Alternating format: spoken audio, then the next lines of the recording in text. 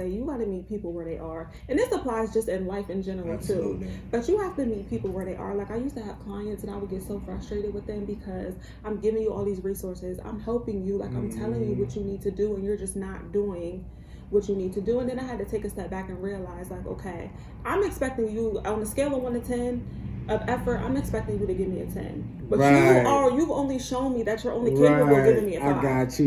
Yep. And this like applies to personal life too. Like why would I expect you to give me a 10 when you've shown me that you're only capable of giving me a 5? Like I'm disappointing myself. So I used to tell my clients like, all right, this is where you at.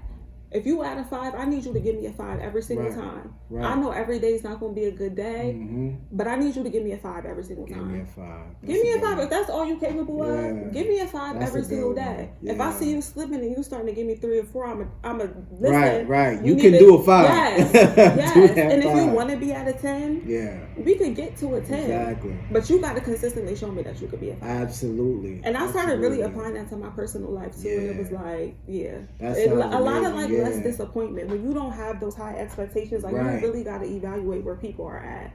Like sometimes we be wanting so much from people and they're just not in a place where they could give us that, and that's fine. Like it is what it is. If you can only give me a certain level, I need you to give me that every time. And if I feel like as a person in my life I need more from you and you're not giving me that, then it's like, okay, I might have to reevaluate you being in my life on that type of level. Absolutely. But you just gotta meet people where they are. You can't expect more than they're able to give. Absolutely. Make sure y'all follow, make sure y'all like, make sure y'all comment, make sure y'all subscribe, make sure y'all share, make sure y'all tell y'all mamas, make sure you tell everybody, cousins, baby mamas, kids. I told mine.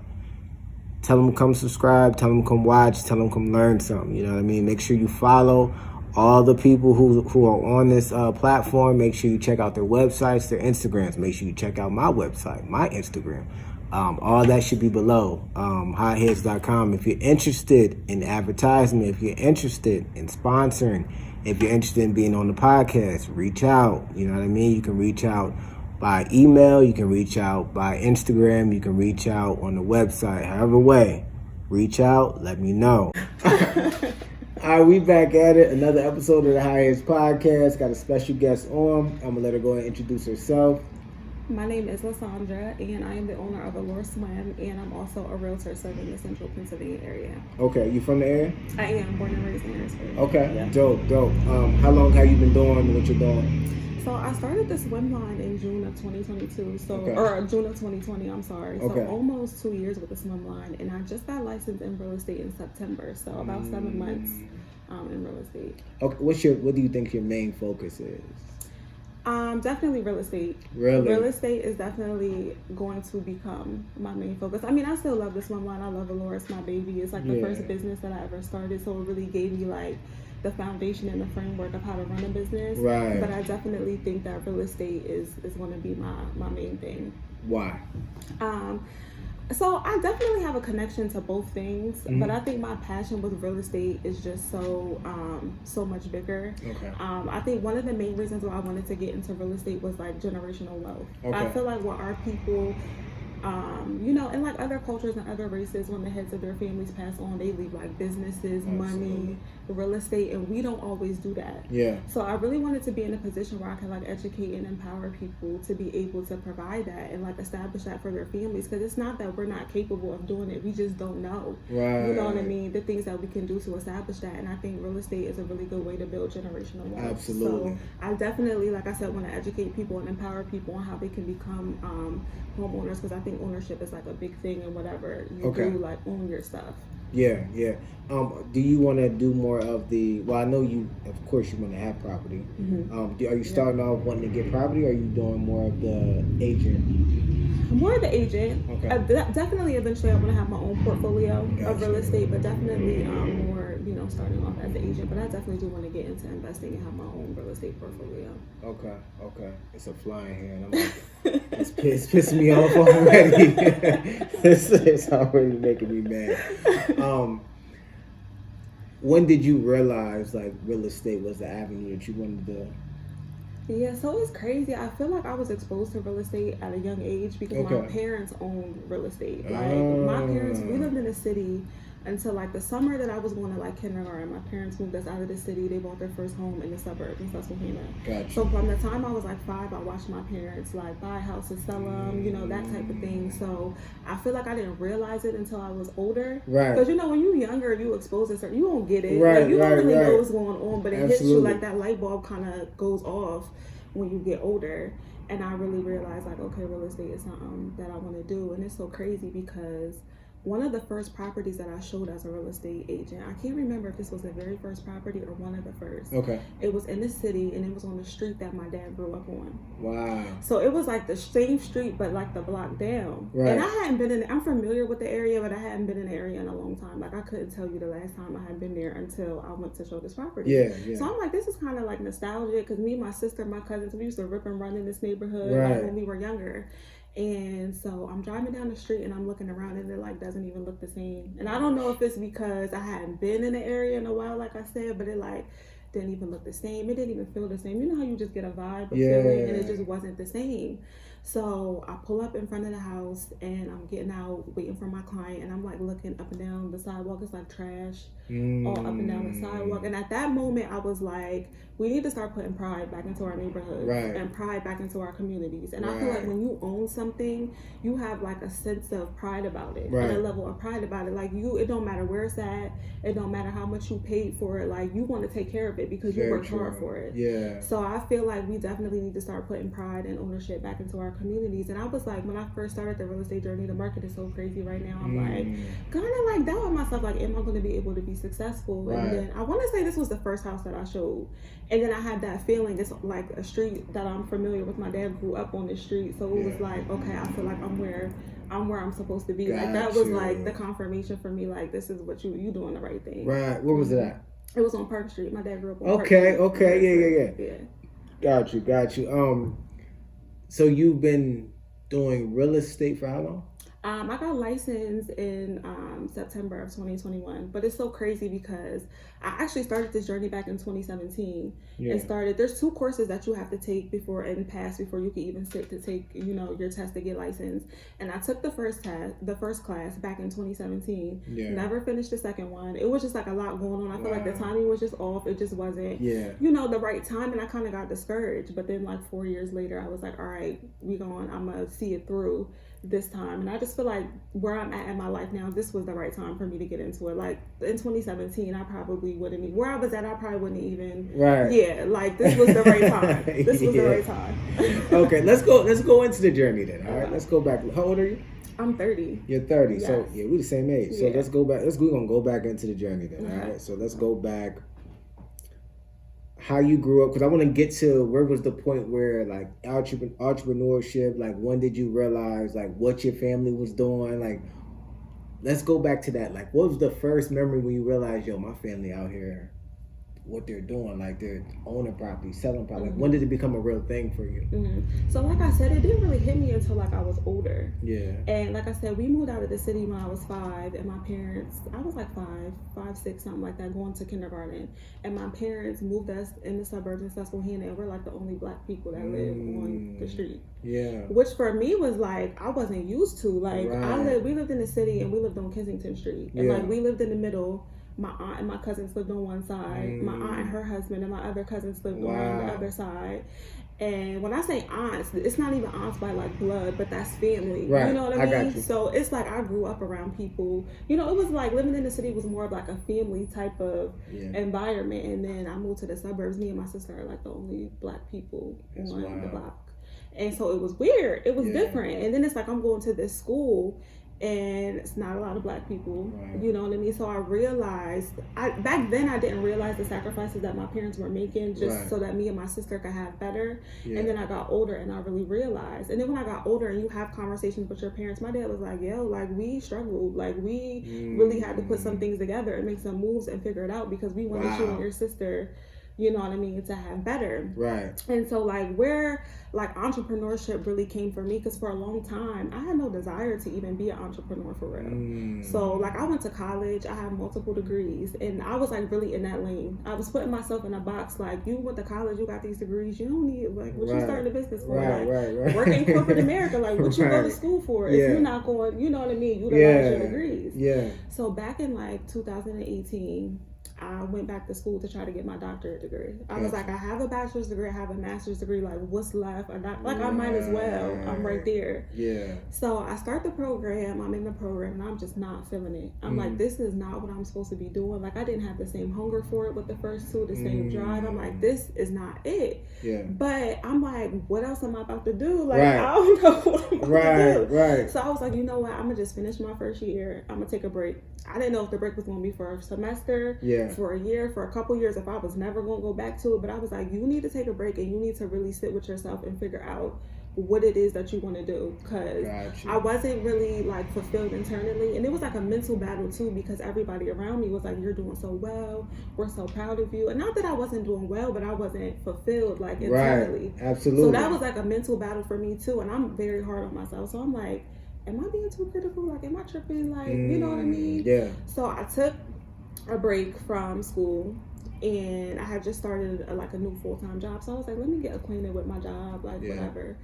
And I just started praying to God and like asking him for clarity, because I feel like when you clear about what you want, then you know exactly what you need to do to get what you want. And I was so unclear, like I didn't know what was going on. So I started praying to God. I'm asking him for clarity. I'm asking him for things that I think are going to help me figure out what I want to do. And I'm not getting none of these things that I'm praying for. Like I'm still so unclear about what I want to do. So at this point, I'm like, all right, you got to change your mindset. Like it's a mindset shift at this point. So I really like shifted my mindset, started like just practicing like more mindfulness, being in the moment, being like grateful, like practicing gratitude. Like, no, I don't know what's next for me, but I'm grateful that, you know what I mean, I still have this, this, and this, you know what I mean? So I really just started changing my mindset, and just like a lot of my daily habits, I feel like sometimes we don't understand how like the little habits, the little things that we do every single day are either going to help us get to where we need to be, or it's going to set us back. Absolutely. So I had to change like a lot of my habits, and once I started doing that over like a couple months, it took a minute, but things started to become like a lot more clear, and I was like, no, you do not even want that degree. You don't really want a doctorate degree for real. Like you put all your time and energy into something that you don't even know that you want. But I had this idea, and I had in my heart that I wanted to start the swim line, and I wanted to do real estate. Like I didn't have no doubts about that, but I'm putting zero effort and zero energy into the things that I know I want to do.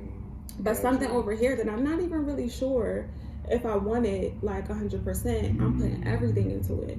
So I'm like, imagine if you put all of that into these things that you know you want to do. So that was like the end of 2019, January 2020. I always say I went from like 0 to 100. I went from literally putting zero effort into like starting the swim line to like every day just doing what I needed to do. So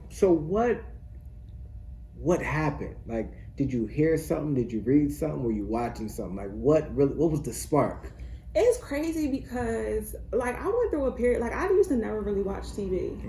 Like, I was just always busy, always had things to do. If I wasn't working a full-time job and in school, I was, like, working 2 jobs. Like, I always just was, like, busy, so I never used to really watch a lot of TV. I used to read a lot, and then I got out of that because I just didn't really have time. So when I took a break from school, and I'm literally just working, I don't got nothing else going on, I'm just working my job, I started reading more, just like that type of thing. I feel like when you have time and you just sit with yourself, it really gives you the opportunity to like figure out what you want to do. And I'm starting to pay more attention to the things around me, because I'm not always on go, like, oh, I gotta do this, I gotta go to work, I gotta come home, I gotta do schoolwork. Like, I had more time to just chill and just really sit with myself and really like figure out things for myself. And like I said, I was praying to God like for clarity, and I feel like I wasn't even really being obedient to God, like, and it's like, he like, you coming to me asking me for all these things, like, you got the audacity to come to me and ask me for these things, but you're not even being obedient to me, because if you were, and you were listening to me, and you were trusting me, and you were hearing me, you would know exactly what you need to do, because it's right in front of you. So I feel like when I had that time to just sit and just do nothing, and like I said, I started changing a lot of my daily habits, things just started to become a lot more clear, and I just really figured out like, okay, this is what you need to be doing. So what was 20-year-old you like? 20-year-old me, I was in college. People who really know me, my friends who know me from college will tell you, like, I was the girl who used to, like, I would go out, I would party, drink, and get up and go to class at 8 o'clock a.m. Still do very well in school, like, all of that. I was in college. I wouldn't say I was wild, but I was a college student. You know what I mean? But I still did what I had to do. I worked 2 jobs in college, too. So I feel like I've always been, you know what I mean, the type of person to kind of, like, go after what I want. But I just got into a wreck, got into a place where I was like stuck, and I was like, I don't know. So what happened though? Where did that come from? To be completely honest, I don't know. It was just something that just happened. Like I said, I took a lot of time to sit with myself, and college for me was something that was just always like, my parents were like, you're going to college. Like, you got to go to college. Not saying that I didn't want to do it. And I do feel like it was a good experience. I learned a lot of life lessons, probably more outside of the classroom than anything. So it was a good experience. But if I could go back in time and make different choices, knowing what I know now, I might have. I might have. You know what I mean? Yeah. But it's kind of like, my parents were just like, you're going to go to college. I didn't know anything else. From a young age, I was like, I'm going to college. Like, what else I'm going to do? Were your parents they were still workers, even though they had, like, the properties and all that so, like, my dad has been at his job for, like, 30 years. I come from parents who, if they didn't teach me nothing, they taught me to work. Got you. For any and everything that I want, they taught me to work. Makes and they taught me that by example. You know how sometimes your parents be like, well, this is what you need to do. But they ain't really doing it. If my mom and dad didn't teach me nothing, they taught me to get up and go to work and do what I gotta do. Like, and they taught me that by example because I watched them do it. Like, my whole life. Right. So that's what I was thinking. All right, because I'm thinking, all right, you went to school, then later on, you had like, why did I go to school? Those thoughts of like, why am I going to school? Why am I doing this and that? So, I mean, I'm not gonna say you felt pressured, but you were kind of like, this was the way. Like, this is the way to go. But it really wasn't your choice. It was just all you knew. Right. And I wouldn't say it wasn't my choice, because I think I did have choices, but it was just like, what else am I going to do? This like, I graduate from college, or I graduate from high school. What's next? I'm going to just go to college. Are you a logical thinker? Like, yes. Okay. Yes. So that's what it is. You're so like logical, you like things in order. You like stuff. Okay, that makes sense. So when you look at it, it's like, this is what makes sense. It doesn't make sense to just stay here and then do what? Right, exactly. Doesn't make sense. Exactly. I get it. And then you have that pushing, that's what your household is like growing up. You know, they're pushing that. So what from my perspective, it seems like at some point you just needed to find yourself. Like, basically, what do I want?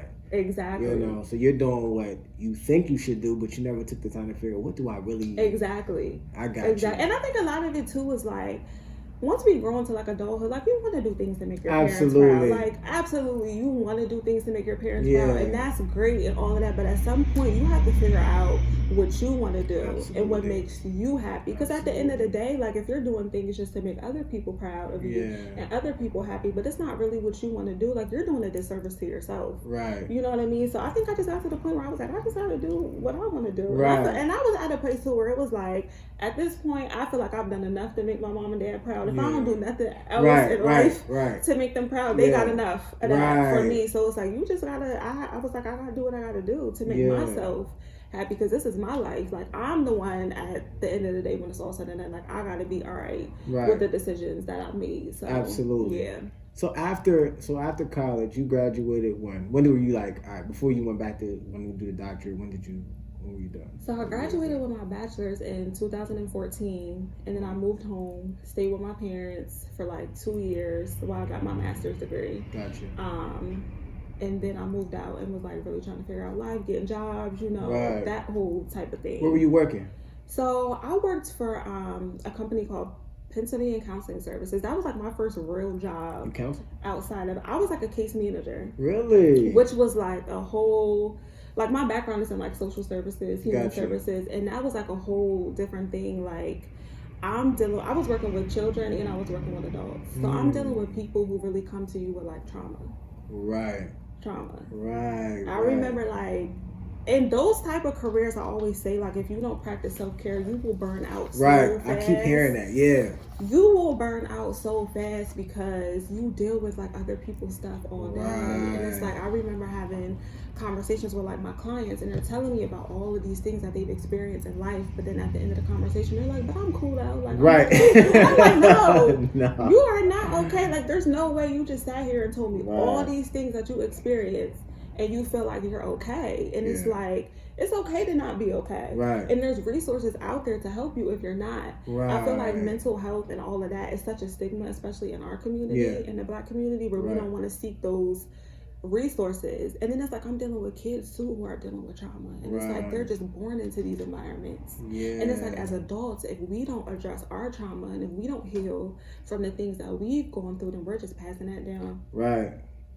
We just talked about this in the last podcast. Yeah, it's like we just passing that down from generation to generation. Because we didn't heal from, our stuff. Right. So that we have kids and we just passing that down to them. Right. And then if they don't heal from that, then they're going to pass it down to right. And it just keeps going. Mm-hmm. You know what I realized? Most people don't even know. Mm-hmm. They don't even see it. Like you talking to somebody and at the end of the conversation say, but I'm good though. It's like, nah, bro, like you're not good. Yes. One of the things that I had to learn as a case manager, and I always say this, and when I talk to people who are like just starting, I always say you got to meet people where they are, and this applies just in life in general too. But you have to meet people where they are. Like, I used to have clients, and I would get so frustrated with them because I'm giving you all these resources, I'm helping you, like I'm telling you what you need to do, and you're just not doing what you need to do. And then I had to take a step back and realize, like, okay, I'm expecting you on a scale of 1 to 10 of effort, I'm expecting you to give me a 10. But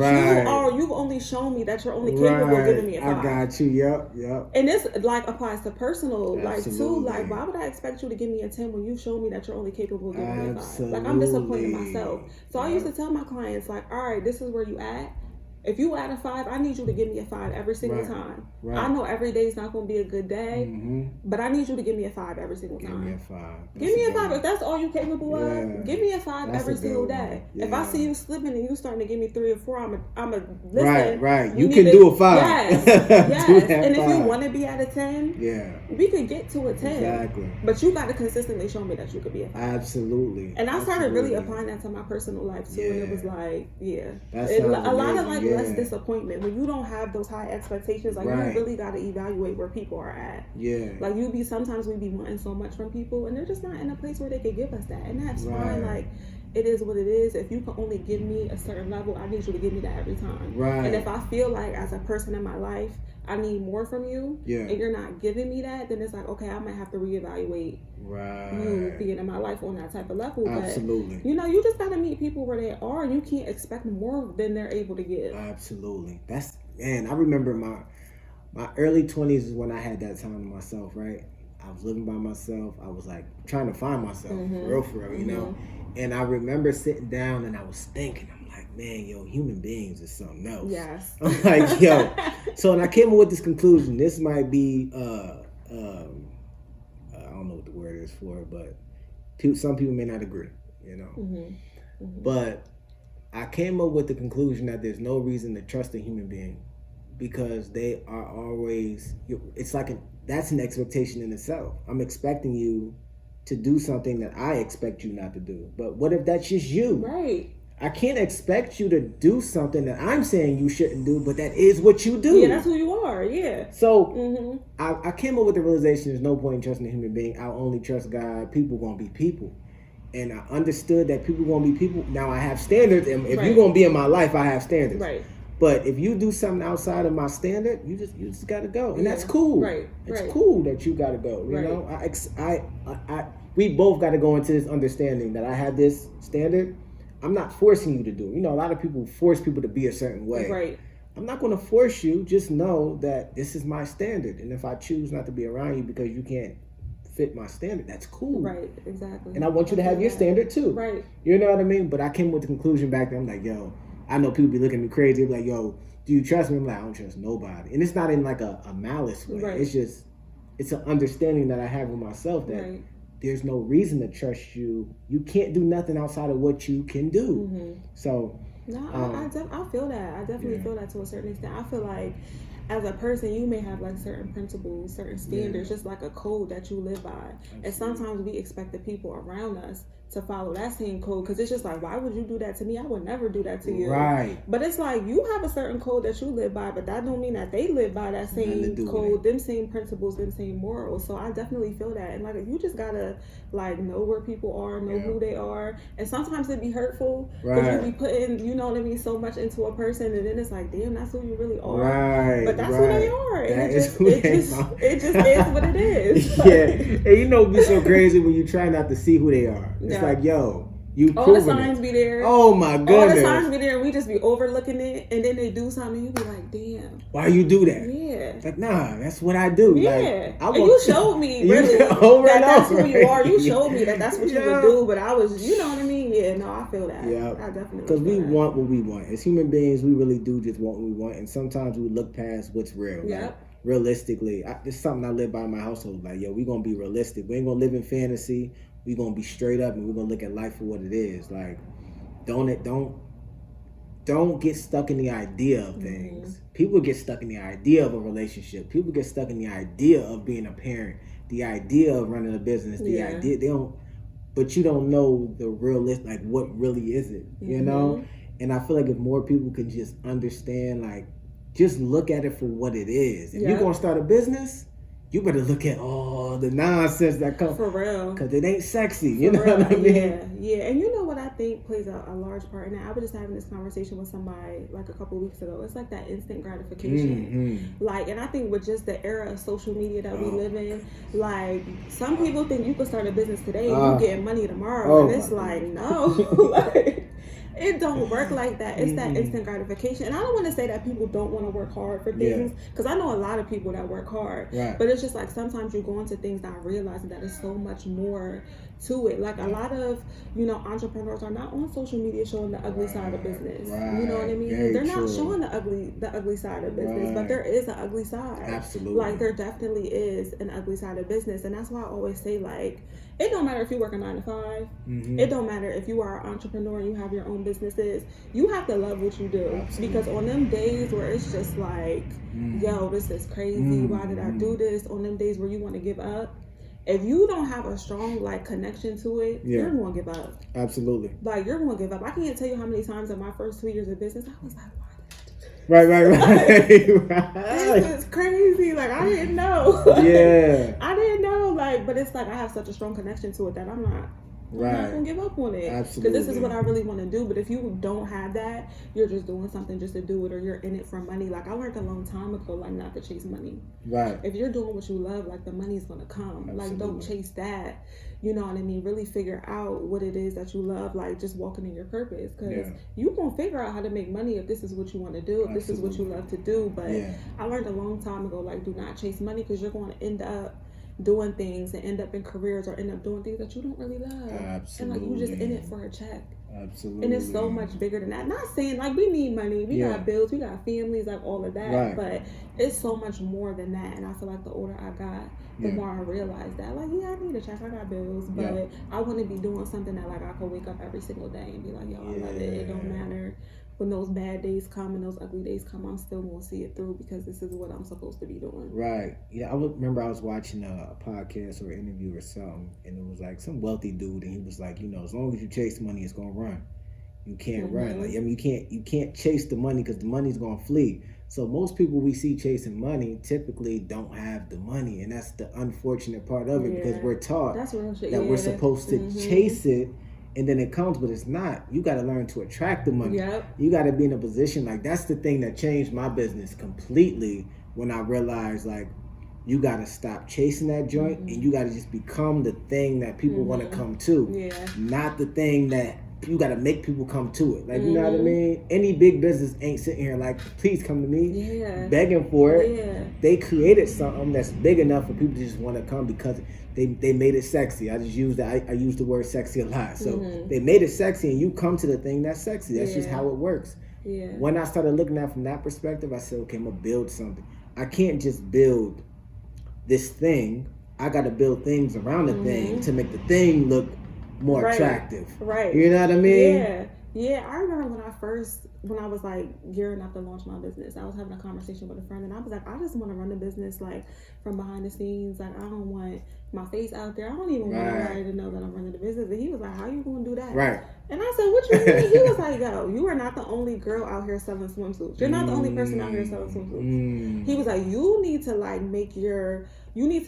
your customers need to be able to relate to you. Right. Like, why they gonna buy from you? What's gonna make them want to buy from you? He was like, you gotta be like, you're a human. Like, you gotta be relatable. That's true. Like, so he was like, and I'm a very private person too, so that's one of the reasons why I was like, I just want to be behind the scenes. Right. And he was like, you don't have to show like, your whole personal life, but he was like, give them a little bit about who you are. Like, he was like, and if you share certain things, they gonna be like, oh yeah, I fuck with that, or I can connect with that, and yeah, I'm a shop with a Lord. So he was like, you have to build like some type of connection with your audience, because what's gonna entice them to buy from you when they could go a million places? Yeah.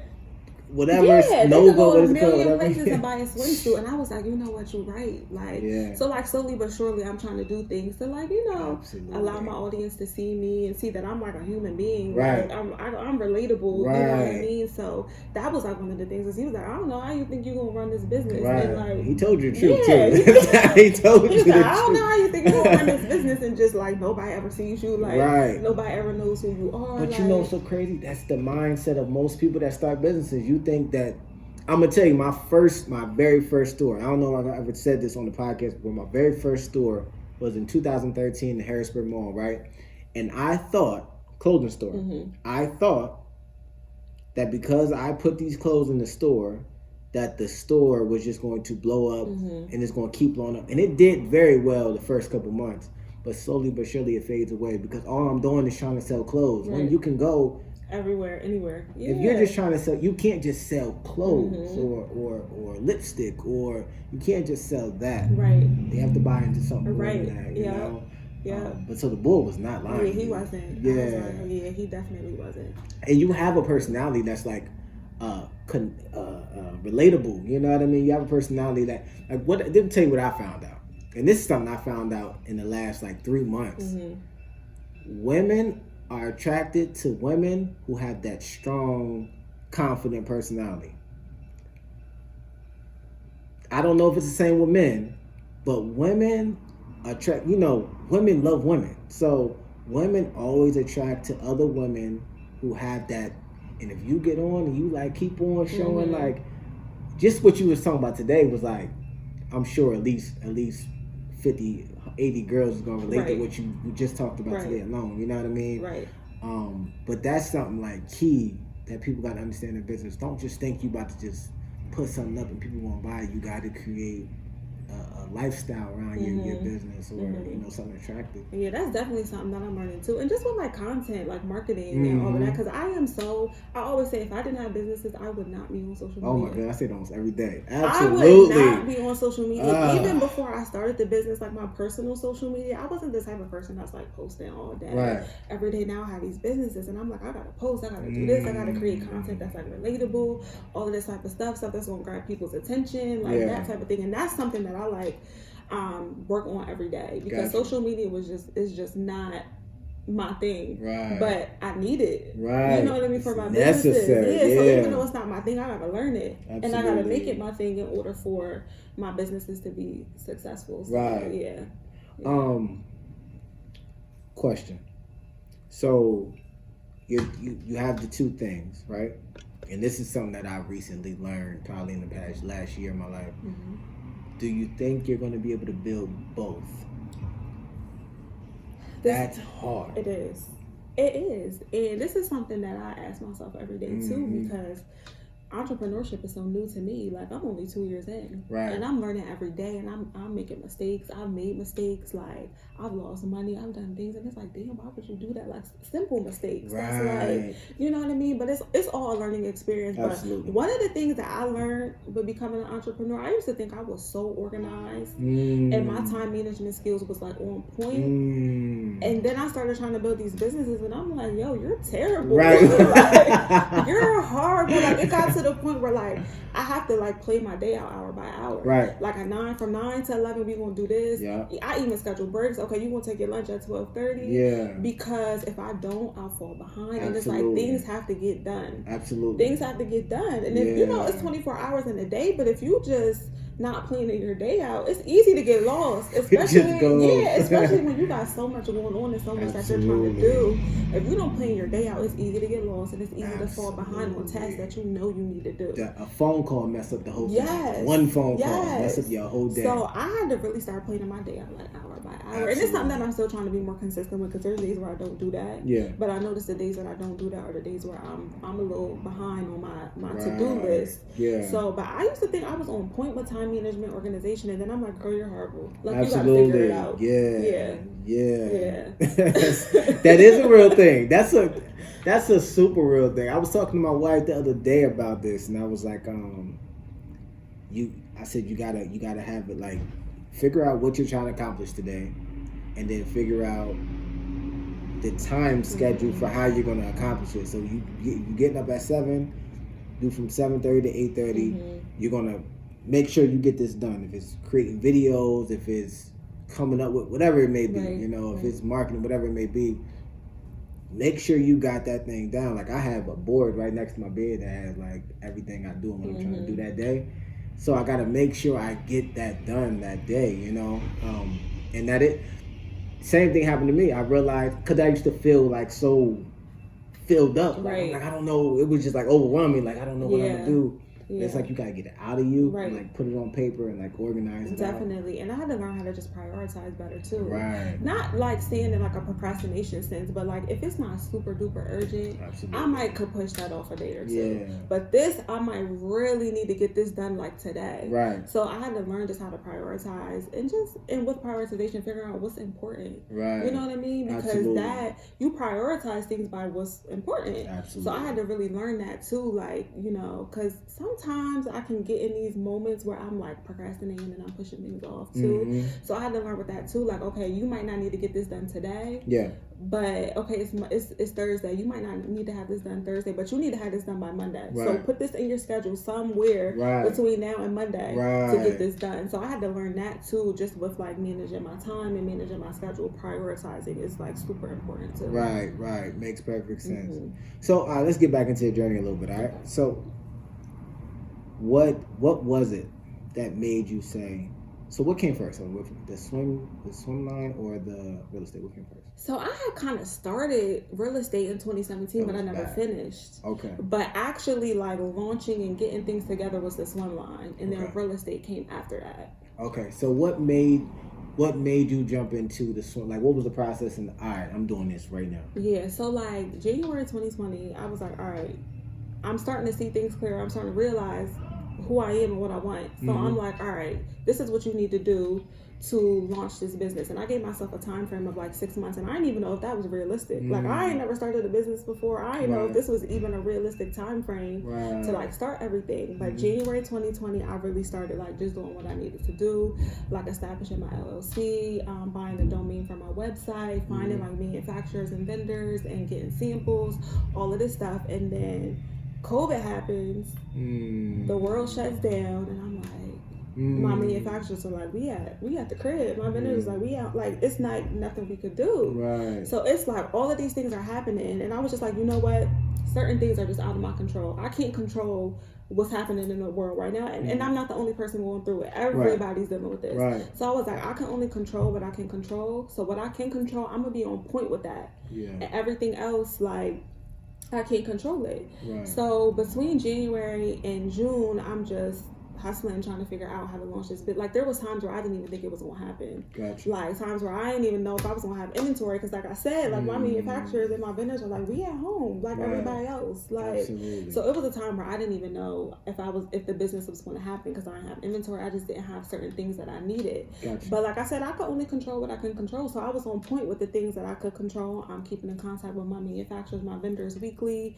And then once they opened, it was like, all right, I already got all of this stuff on point, because while I couldn't work on this, I was working on this. So now this is good. Now let's get this together. And, you know, I was able to meet my goal to launch the business in June. But it was a point in time where I didn't even know if it was going to happen. Yeah. And I'm like, I don't know what I'm doing. So I'm like, are these even realistic like expectations? Are these realistic deadlines that I have? Like I said, I didn't know what I was doing. I'm just like figuring things out as I go. I'm on YouTube. I'm on Google. Like I didn't have somebody who was like an entrepreneur that was close to me that I felt comfortable going to and being like, yo, what do I do? How do I do this? Like now that I'm almost 2 years in, I've invested in like courses and business coaching and all of that. But when I was first starting, like I didn't know what I was doing. Right. I was just kind of like figuring it out as I go, learning as I go, making mistakes, but learning from that. Right. You know what I mean? So I didn't really know. I didn't know if any of my things were like realistic, like my expectations, my deadlines, I didn't know. But I was just like, you know, whatever obstacles came my way, I was just like moving them out my way, because this is now I'm doing what I really want to do. Right. So any obstacles that are coming my way, it's like I don't got time for that. I'm moving this out the way because this is what I really want to do. Absolutely. So yeah. And then so while you're doing that, what made you want to jump back into the real estate? Okay, so now I'm like, I'm doing this online. I launched it. You know, I'm learning really how to be a business owner because like I said, I've never done this before. So I don't really know what I'm doing. I'm just learning as I go. But then I was like, you know what? I need to go back and do my real estate license and really see it all the way through. Gotcha. So this is probably like September of 2020 at this point. I have a lure. I'm like, you know, working that through.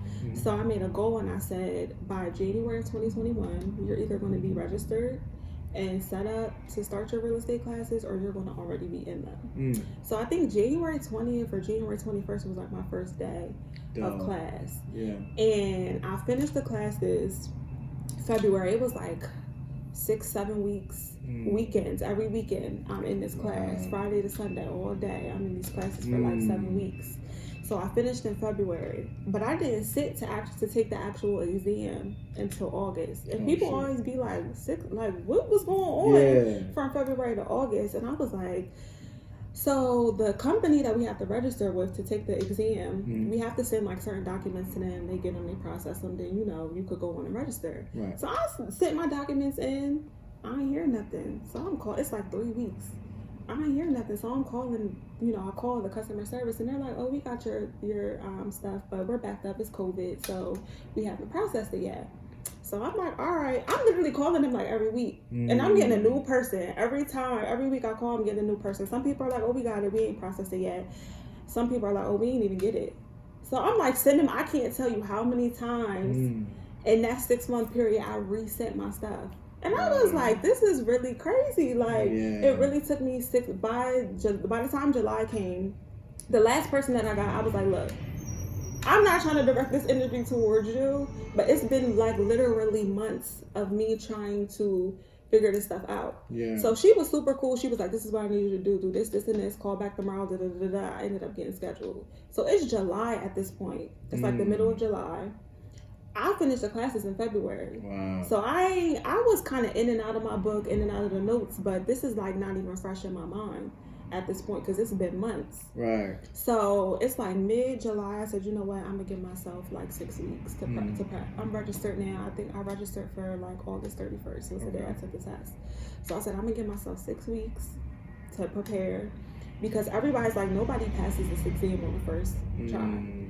I don't know anybody who passed it on the first try. Even realtors that I'm talking to, they're like, oh, it took me a couple times, like, before I passed it. And I'm like, I don't got time for that. This is like since 2017 in the making. It took me 5 months to even be able to register. I'm like, I don't got time for that. So I took these 6 weeks and I'm really like grinding it out, preparing, I'm feeling super confident. I'm like confident, but I'm also nervous, like, you know what I mean? So I go into the exam, pass it on the first try. I was like, I don't got time to be going back and forth with this because this is already like 4 years in the making. So I don't have time to be having to take this exam multiple times. I just took that 6 weeks, prepared, invested into like some, you know, prep courses and all of that to get me, you know what I mean? Because it had been months since I finished the classes. Took the class took the test August 31st. Passed on the first try.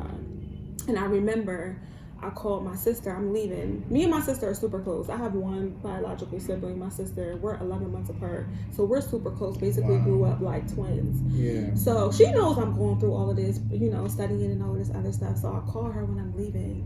And she didn't even say hello. She's like, did you pass?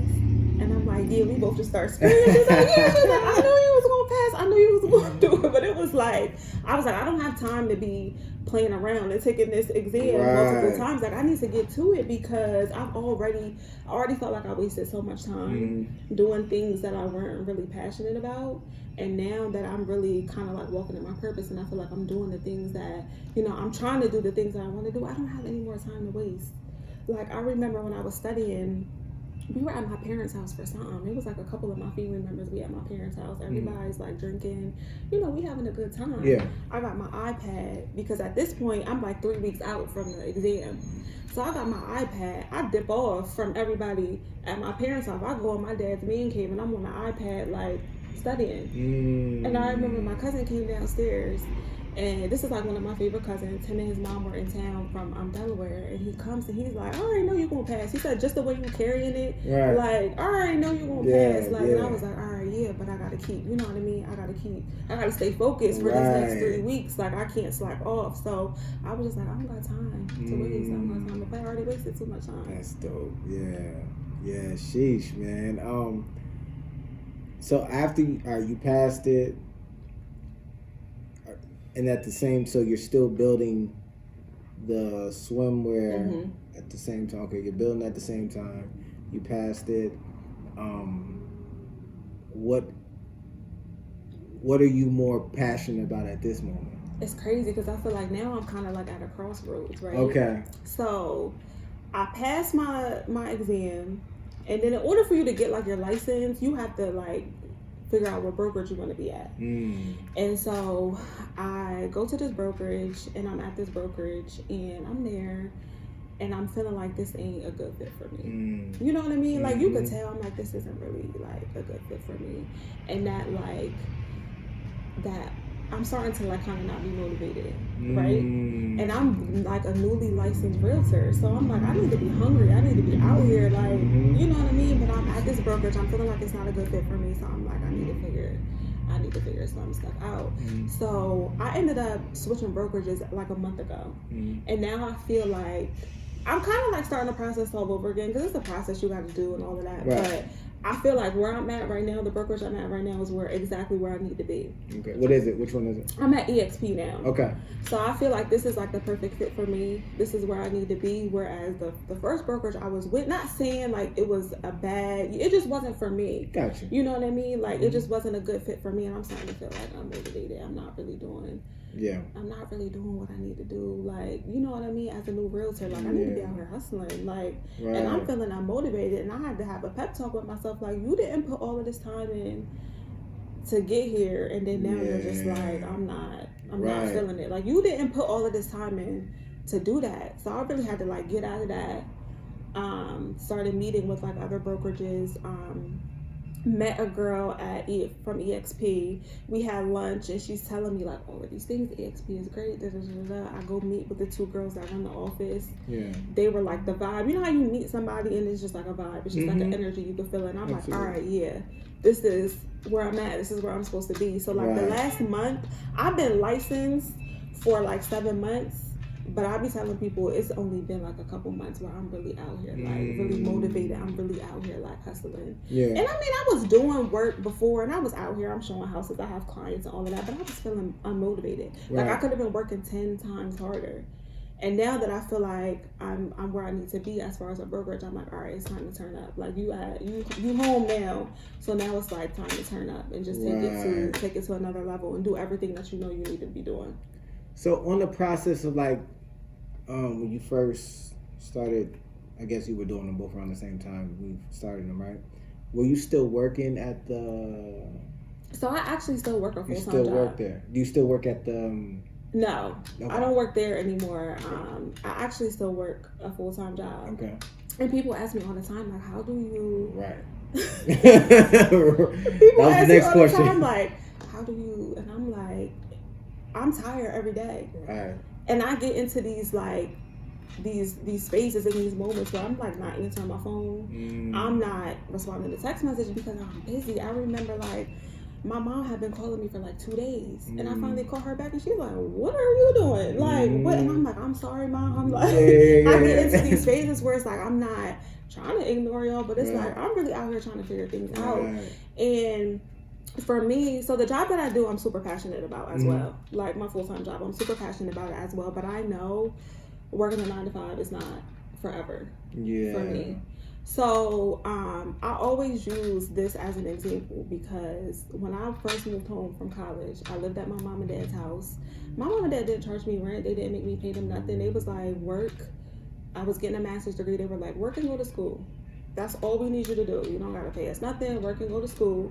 And they were like, stack your money so that you could get to a place where you can be out on your own 2 feet. My mom used to always tell me the goal is that when you leave here, you don't ever have to come back. Not that we don't want you here, but she's like, you're an adult. Like, the goal is when you leave here, you're able to stand on your own 2 feet and you're able to come back. She was like, me and your dad always gonna be here for you because anything could happen. You know what I mean? She's like, anything could happen. Everybody falls on hard times. We're always gonna be here for you. And she was like, do what you gotta do so you can stand on your own 2 feet and get out here and be on your own. So I did that. And I moved out of my parents' house, haven't been back. Have no desire to ever go back.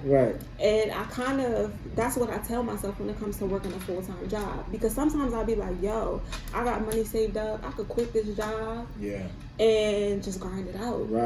Like, figure it out. But then I go back to what my mom was telling me, like, when you leave here, you don't ever want to have to come back. So my whole thing is, like, when I leave my full-time, I want to be able to stand on my own, too, with all of the things that I have going on. I don't want to leave prematurely and then I gotta be bouncing back and forth from job because my businesses aren't where they need to be and I have expenses, I have a lifestyle, so you know what I mean.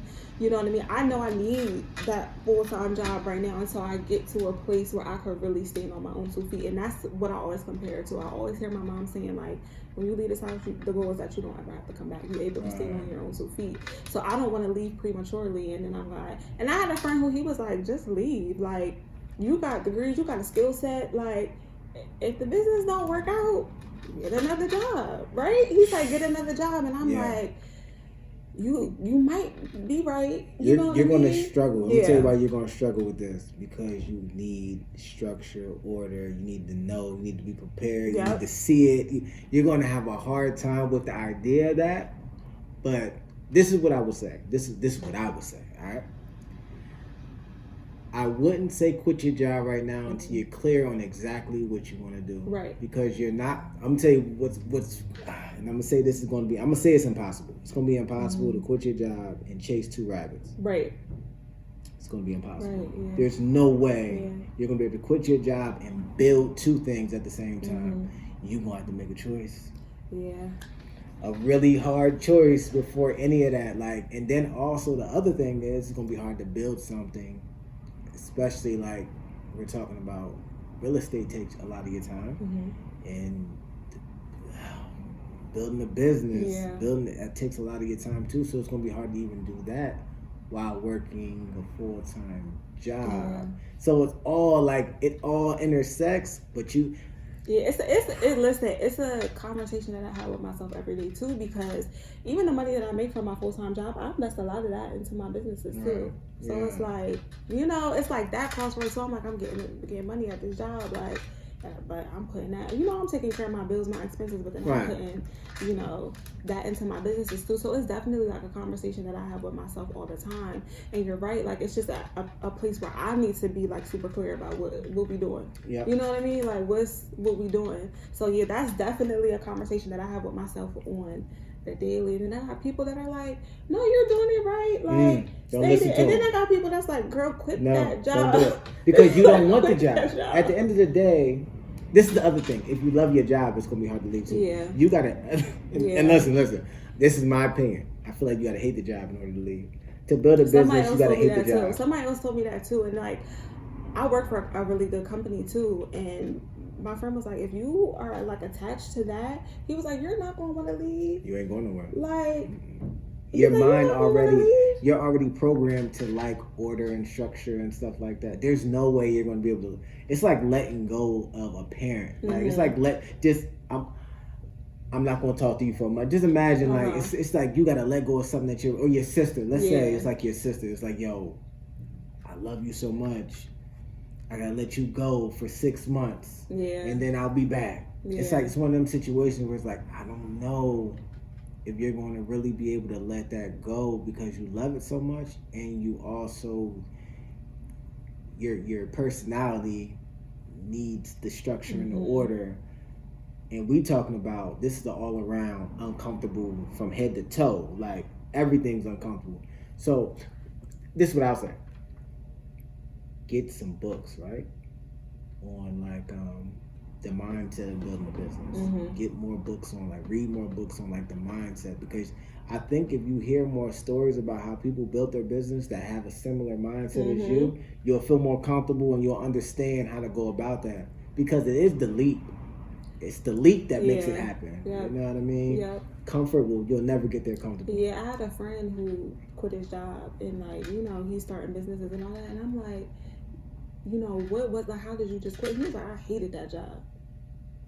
That's how I did it. He was like, I hated that job. Like every day I woke up and I hated going to that job. And he was like, it just got to a point where it just like boiled over. Yeah. And I was like, I have to get out of here. Like I have to find another way. And I'm like, well, that's not necessarily like my situation. Right. So it's like, but I definitely get it. I definitely feel what you're saying. Yeah, it's going to be hard to create the entrepreneurial lifestyle when you're still comfortable working. It's going to, because it all contradicts each other. Yeah. You know what I mean? Yeah. Like you need this time for this and you need this mindset for this, but you can't, if you still have a steady paycheck and you're okay with it, it's like, why sit here and go out and hustle and bustle as hard as I got to it? But it's like the Batman analogy. You seen the Batman movie with what's his name, with Bane and all that? Yeah. He had to take the rope off to be able to jump across.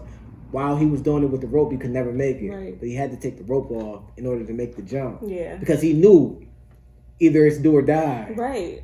You know what I mean? Right. But if it's still comfort, like if I drop, I'll be all right. Yeah. I may hurt my stomach a little bit. My back may hurt, but I'll be all right. But when you think like, bro, this is going to be it makes you jump 10 times further than what you could have. You know what I'm saying? Yeah. And I told myself, like, when you talk about being uncomfortable, like I told myself, in order for me to just grow in business and just grow as a person, I gotta be uncomfortable.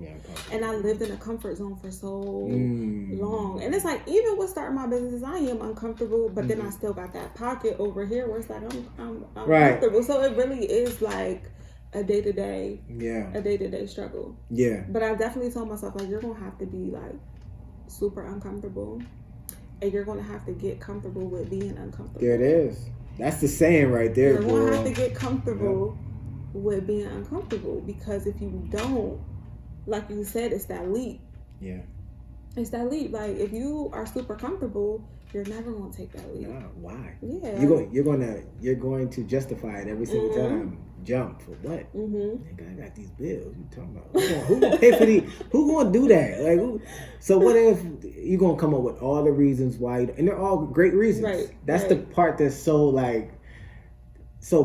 They're all great reasons to why you don't need to take the leap. But then you got to come back and be realistic. Right. Like, I know that if I don't take this leap, this isn't gonna happen, and this is the lifestyle I want. Or you just gotta make the decision that I'm just gonna work this job and I'm gonna be alright.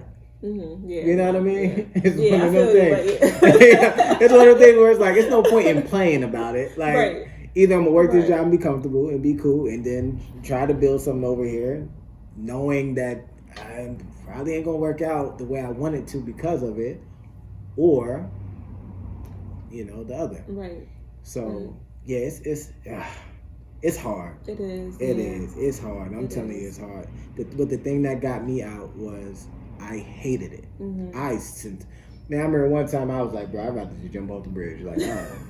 Ain't nobody waking up doing this no more. Like, I just rather just.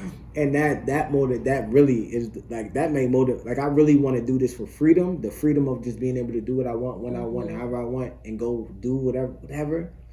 But I think the idea of going back to a job might scare me even more. Yeah. Like, that might be even more gas, you know what I mean? Right. Not to do it. Right. I can't do it. Yeah. Like, even if it's like I go somewhere and I'm just chilling in the job. Let's say I'm just sitting in there writing down stuff all day. I get pissed off. Like, why am I sitting here? Right. Yeah. I can go out there. I can't even see my kids if I want to see my kids. I can't get on the phone like I want to get on the phone. Like, I have a big issue with not being able to just do what it is I want to do, you know? No, I feel that. But, okay, let's go a little more personal, all right? Okay. So, are there any, like, quote sayings or anything you live by? So, I can't even remember where I heard this from. But I heard this, like, during the pandemic. Okay. When it's, like, crazy. We don't know what's going on. We in the house. They telling us it's this virus. You know, people dying. And I can't remember where I heard this from. But it was, like, nothing in life lasts forever, good or bad. And I probably heard this like a million times before, but in that moment, it was just like, I get it. Like, nothing in life lasts forever, good or bad. So when you're going through bad times, like, understand you will get to the other side. Like, you're not going to be in this place forever. Right. But also, on the other hand, like, cherish the good things and the good people that you have in your life, because they're not always going to be there either. Those things and those people are not always going to be there either. So, like, that's something that I really try to, like, live by. Like, nothing in life lasts forever, good or bad. Like, and that's just the reality. Good. That's really good. That is reality. Yeah, that's really good. What was like a major pivotal moment in your life? Like something that just changed you as a person? So I think, like, earlier when I spoke about taking a break from school and just really, like, from when I took that break from school, like, I had been in school for a long time. Like, I'm getting a doctorate degree, trying to get a doctorate degree at this point. So this is like years of schooling up until this point. And that was all that I ever did was, like, school. And then I get to this point where it's like, this thing, I don't even know if this is really what I want. And I'm at this crossroads of, like, I don't even know, like, what I want to do with myself. I don't even know what I want to do. And it's scary. And I'm like a planner. Like, I will plan things out, like, this is what I want to do. Like, so when I got to that place where I'm at a crossroads, and it's, like, super scary because I'm like, I do not like the unknown. Right. I do not like to live in, like, a gray area. It has to be black and white. I don't like living in a gray area. Yeah. So when I got to that place where I'm like, I don't know what I want to do. Like, I have no idea what's next for me. I think that was the point where it was like, girl, you really need to get to know yourself and, like, sit with yourself and figure out, like, what your purpose is, because you didn't spend time doing these things that, you know what I mean, you don't even really want to do this anymore. Like, you've invested this time. And I was talking to somebody and they told me, like, we live, like, multiple lives in one. You know what I mean? Absolutely. So, like, we live multiple lives in one. So she was like, just look at it like that was a life that you lived, like, at one point, and you loved it for that moment. You know what I mean? It brought you enjoyment for that moment, but now you're on to, like, the next chapter and your next and, like, your next life. Like, so she was like, just try to look at it that way. Like, we live multiple lives in one. You know what I mean? She was like, 10 years from now, you might have the urge or the itch to, like, explore something else. Right. And that's just another chapter. That's just another, you know what I mean, transition. I like that. Another phase in your life. So that kind of made me feel a little bit better about it too, because I'm like, I didn't put all this time into this whole thing, and now I'm at a crossroads where it's like, I don't even know if this is what I want to do. Right. I don't even know. I like that. The only dangerous thing I see with that possibly is that, like, you got to make sure you're finishing something. Right. Like, don't make it an excuse to not finish anything. Because I know people may hear that and be like, well, I know people who, like, within, like, weeks, it's like, yo, I'm gonna be a tattoo artist. Yeah. I'm gonna sell t-shirts. I feel that. I need jewelry. It's like, I don't want people to get confused. You know where I think that comes from too, though? Not really knowing what you want to do. Absolutely. Like, I think when you go through, like, those things where it's like, 1 week I'm doing this, the next week I'm doing that, I feel like that's just, like, when you just don't know what you want to do. And I feel like that might be cool when you're, like, young. Right. And you're trying to explore and figure out, you know what I mean? Because I feel like we all need to get to that place where we find, like, our passion. I agree. So I feel like when you're, like, young, that's like, okay, but it's like, I'm 30, like, I have to figure out how I'm going to live my life. But I think too, like, my mom and dad were really big on, like, not letting me and my sister quit. If you start something, you're going to finish it out and see it through. You might not have to go back and do it next year.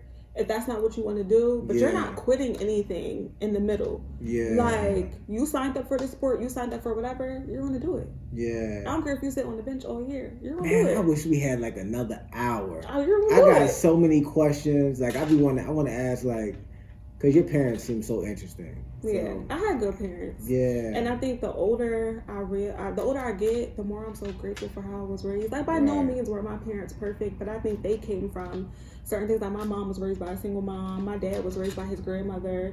So I think they came from certain things and they just wanted more for me and my sister. But the older I get, I'm so grateful for the way I was raised. And my dad was in the military, so I think that's where the structure comes from. He only did, like, I want to say, like, 5 years in the military, but I think that's where that structure comes from, because me and we grew up with structure. Our household was structured. And my dad is a realist. He's very realistic. Some of the shit he be saying, I'll be looking at him like, yo, why would you say that? Right. He'd be like, listen, it is what it is. Like, I remember, he hasn't said this in a while, but he used to tell me and my sister, like, I'm worth more money dead than alive. Like, if I die, y'all gonna be all right. And I used to be like, why would you say that? He was like, I'm just letting you know that. Yeah, when I'm go, you good. When I go, I'm good. And I just I feel like I get a lot of that from just like the way that I was raised. Like, my mom and dad didn't put, like, we had structure and all of that. So yeah, I had really good parents. Did it, like, all right, I gotta ask this because it sounds like my house. All right, so my kids are like,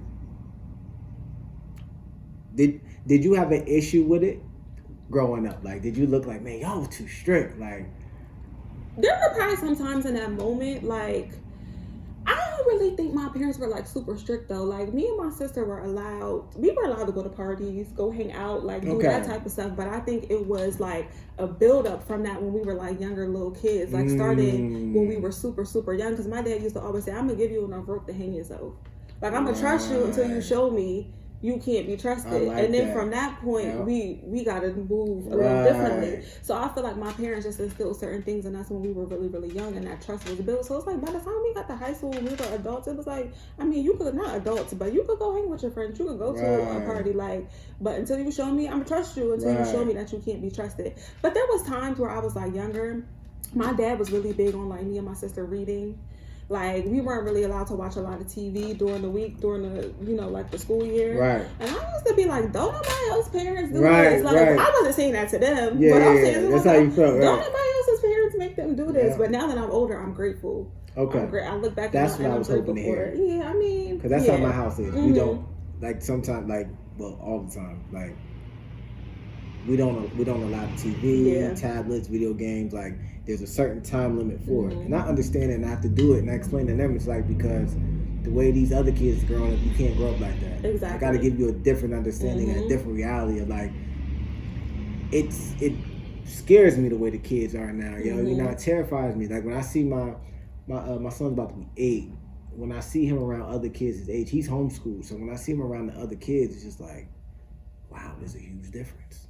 There's a big difference. You know, you can see the more the respect that he has for people. You could see more, like, you can just see it. You know what I mean? He doesn't, it's a lot of things with the kids. Like, it's things he'll come back and be like, yo, Dad, like, they was doing this and that and this. And I'm like, yeah. But then there's also times where it's just like, you know, I want to play my video game. Can I play the video game? And it's like, nah, it's like. Yeah. But he's going to appreciate that when he gets older. Because I know I do.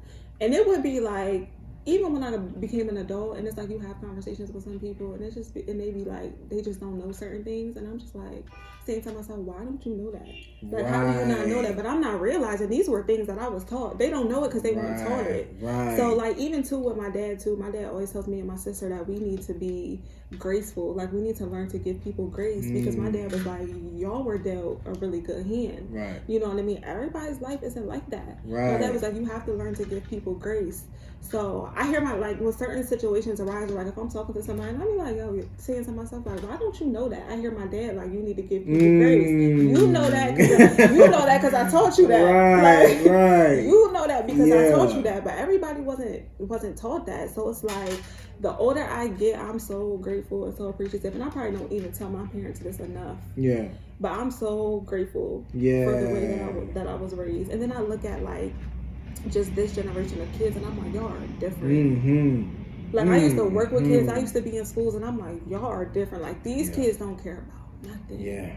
Crazy. They don't care about themselves. They don't care about each other. They don't care about nothing. And I'm just like, y'all are different. Yeah. It be times when I'm like, yo. Because, you know, I say it all the time. Like, yo, we wasn't like that when we was kids. But then I sit back. Sometimes it's like, yo, there's no way this world could have changed that much. But it really did. Like, it's all. Because we're not that old. 30's not that old. No. It's not that old. So we not. And when I used to work in schools, that's like, I used to tell them, I'm not that much older than you. Especially when I'm like fresh out of college. I'm only 22. Y'all right like 16, 17. I'm not that much older than you. But the difference in like, you would think I'm like 20 years older. The mindset is insane, yo. And I think it is the growing up on social media. I think it is like growing.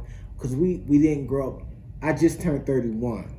And you're 30. So you got to think, when we're in high school, cell phones wasn't even like a big thing. It was, you know, it was like maybe like one or two kids maybe running around with cell phones, and that wasn't until like later. It wasn't, at least for me, it wasn't 14. It wasn't, you know, I didn't have nothing then, especially not when I was 12.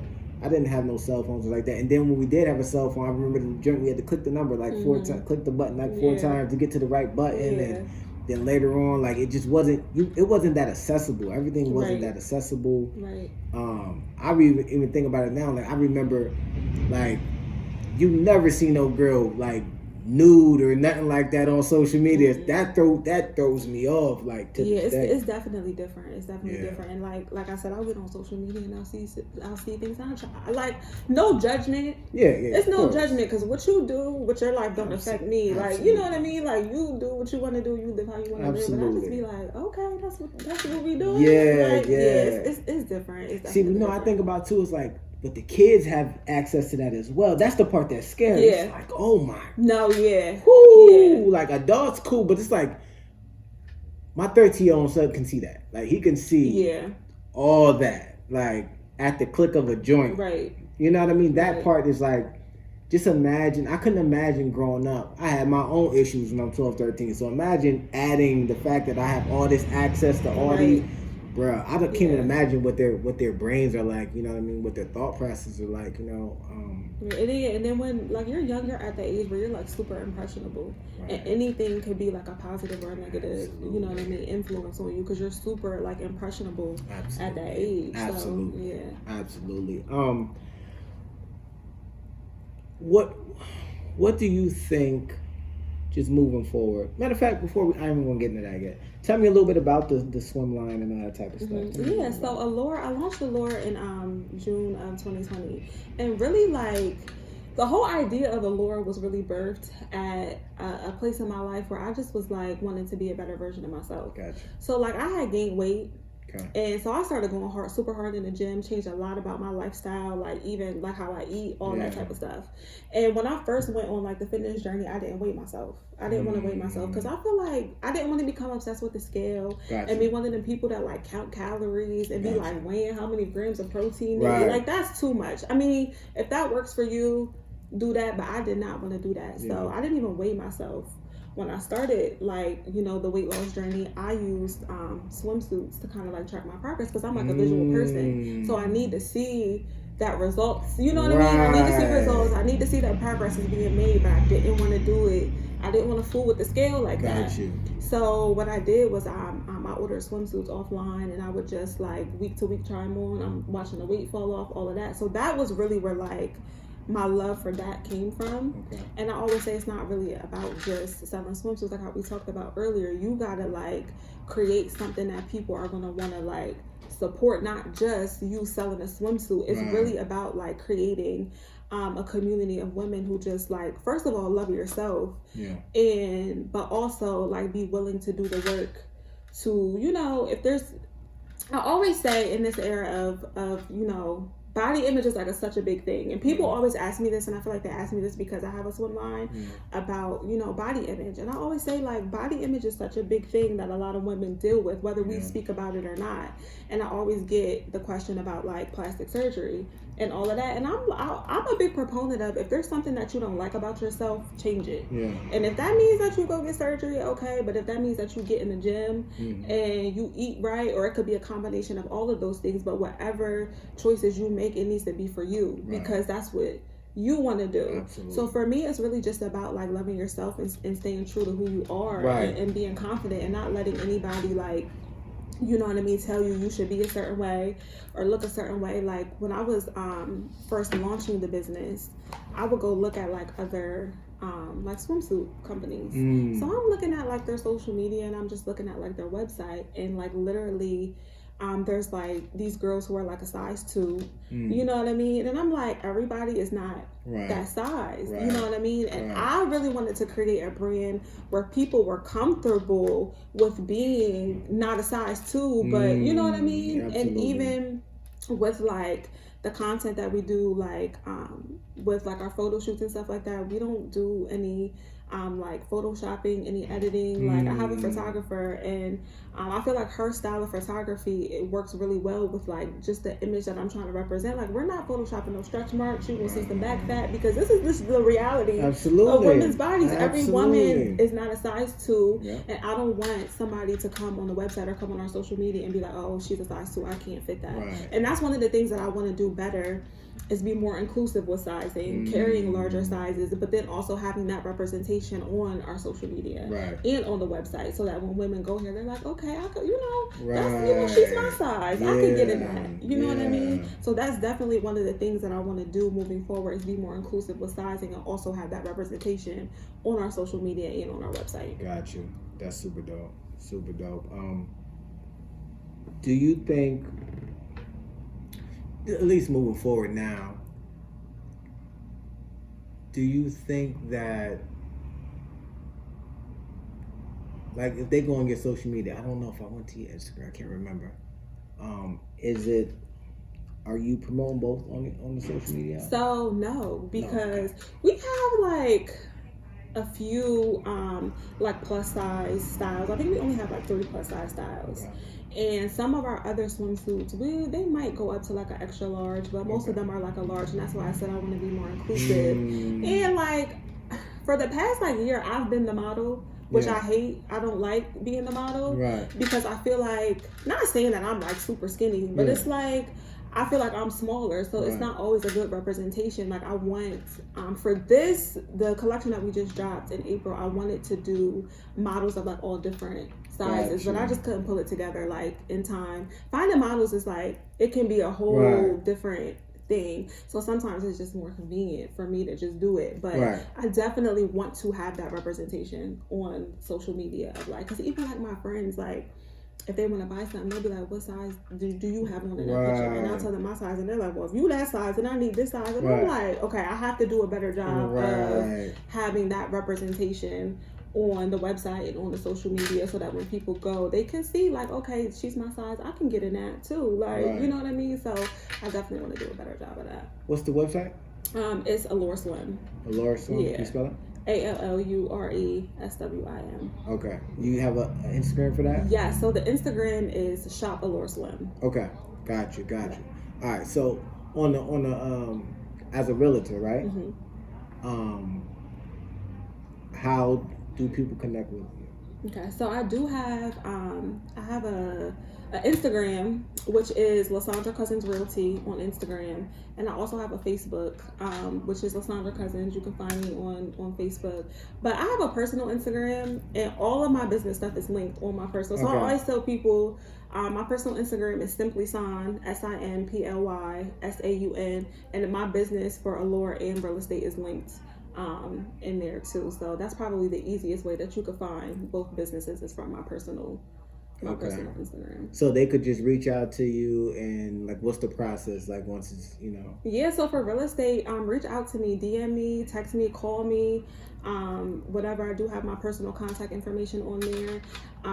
If you're interested in buying, we can set up a buyer's consultation just to kind of figure out what your goals are, where you are in the process, because it is a process to be able to buy. If you're looking to sell, we can set up a seller's consultation, which usually I like to go out to the house to see, you know what I mean, what we're working with as far as that. But yeah, or if you even just have questions about real estate, home ownership, like a lot of people will contact me and be like, I want to buy a house, I don't know if I can. Like, so even if you're just in that place where you're not 100% sure, you can always reach out to me. I'll answer any questions that you may have.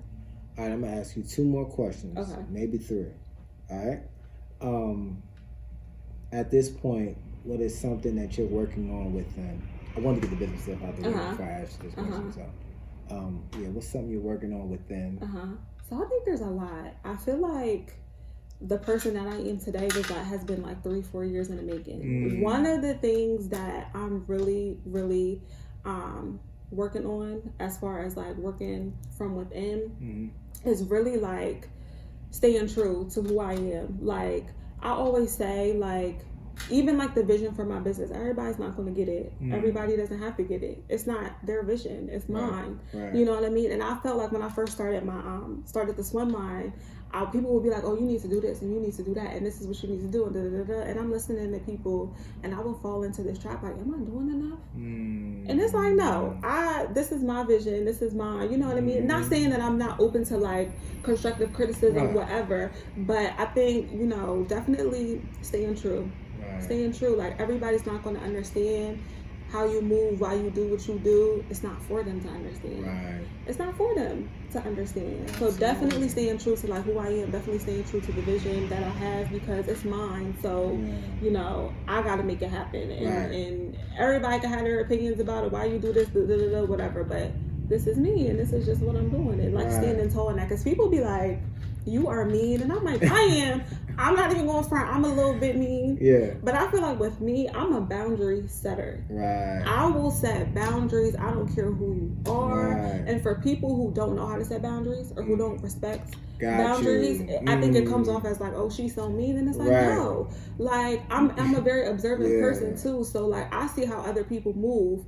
And you might could play with them like that, but you ain't about to come over here and play with me like that. Like I'm setting the boundary, I'm drawing a line, and for people who can't respect that, I think it comes off as mean. I might be a little bit mean, but yeah, you know what I mean. Like, but it's necessary. Yeah, I think it could come off as like being mean, but I'm like a boundary setter, and it's like don't cross that line. Yeah, that makes sense. Yeah, I don't see no issue with that. What do you do for peace? So I am one of those people that are like super comfortable with being by myself. Okay. Like, you know how them people, like I live by myself. So you know it's them people that they always just gotta have people around. Right. Absolutely. I'm not like, I am cool with being at my house. Yeah. Putting on my Mary J. Blige playlist with my glass of Chardonnay and just chilling. Like when I have a long day or if I'm just going through like, if I have a lot on my plate sometimes and you just need to unwind, because I used to be one of them people that it's like, I gotta work. And sometimes you overwork yourself and then it's like you're not even really doing the work the way you need to be doing it because you're so drained and exhausted and just overworked. So I got into the habit of just chilling. Just being at the crib, like watching a movie, you know what I mean? Catching up on my shows or whatever, or just like, I had a friend and he used to come to my house and I would never have my TV on. And he'd be like, do you watch TV? And I'm like, I mean, I do every now and then, but I'm cool with it just being quiet and just being, you know, with myself and my thoughts. Like, I'm one of those people, and when I want peace, that's what I do. Like, I don't feel like I need to seek like outside things for peace. It's about like me and the inner and all of that. And I feel like your home should be like peaceful too. Your home should be your sanctuary. Like you should not have to leave your home to get peace. So yeah. That is the absolute truth. Sheesh. You taking me back. I remember them days. I can tell myself my wife. I remember them days living by myself, man. That was how my house was. That's exactly. I used to come in the crib. I took the TV out of the living room. And I put it in the back room so that the only time that my TV might be on, like if I got company or something, there is no TV. Can't watch TV because we ain't about to go in my room. Right. So, y'all niggas ain't going in my room. Yeah. But so I actually did do that. And I used to sit. I used to get off work, and so I worked at Amazon back in the day. And come in the crib, yo.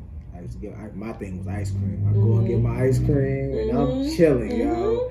I used to chill. I'd work out or something, put on some music and just chill. And those were like, honestly, I think if it wasn't for that moment of my life, if it wasn't for that, I don't think I could have developed the way I developed. Like those were my very good developmental years of my life because there was nothing tainting my growth and my, you know, my vision, and, you know, so. Yeah, I always say, like, as women, even as, like, just people in general, like, living on my own was, like, so important to me. And I always say, like, sometimes people jump from relationship to relationship. Like, living on my own was so important for me because I feel like it just taught me what I wanted.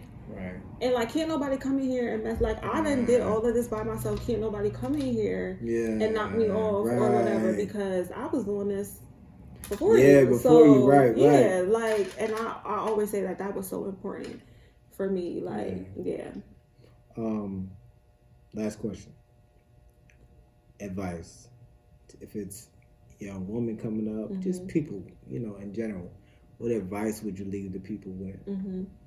I would say the first thing is, if you have something that you're passionate about, something that you love, something that, like, literally keeps you up at night, you have to feed that. Yeah. Like, feed that passion. And whatever it is that you need to do to feed that passion, figure that out. Right. And I know that sounds, like, easier said than done, but I truly feel like as people, we have to feed our passion. Like, that's what's really going to fulfill you, like, internally. Right. Is feeding your passion and doing what you love.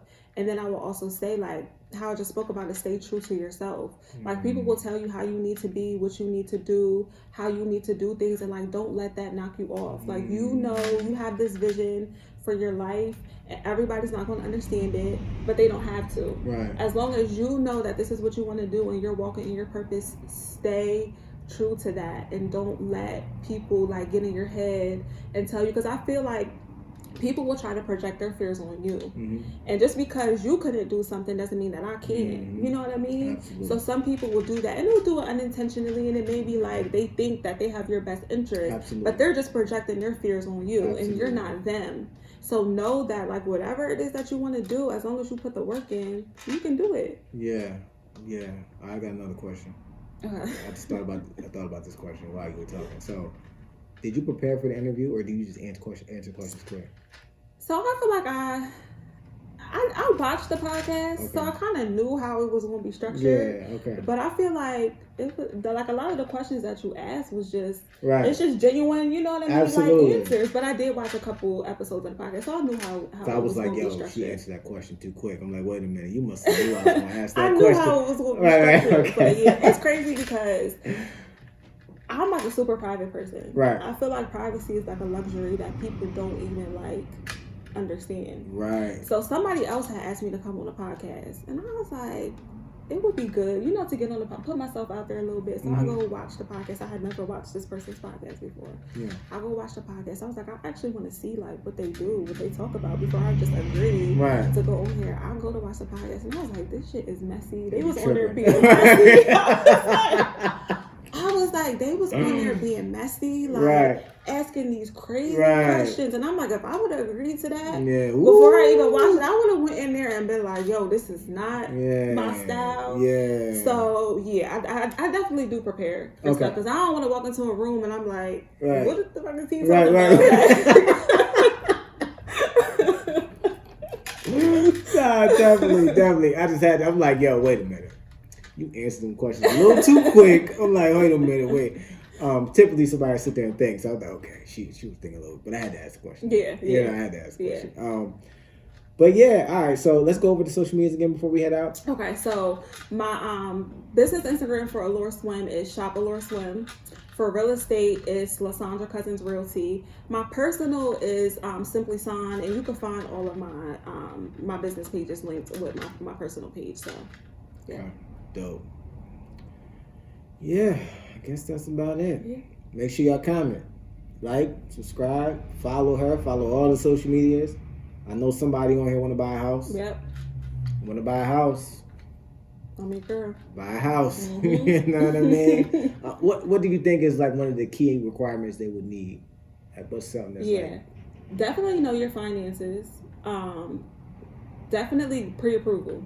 Pre-approval is like the first thing that you need to do. Me as a realtor, and I know a lot of realtors operate like this, I won't even show you a house if you're not pre-approved. Pre-approval is going to show you like your buying power. So it's going to show you exactly how much house you can afford. And then as a realtor, I know this is what you can afford. This is where we need to stay in. So I'm not going to show you homes that are over that. So definitely get pre-approved. I have a really good lender that I work with, so if you're not sure where you're at, I could definitely connect you with him.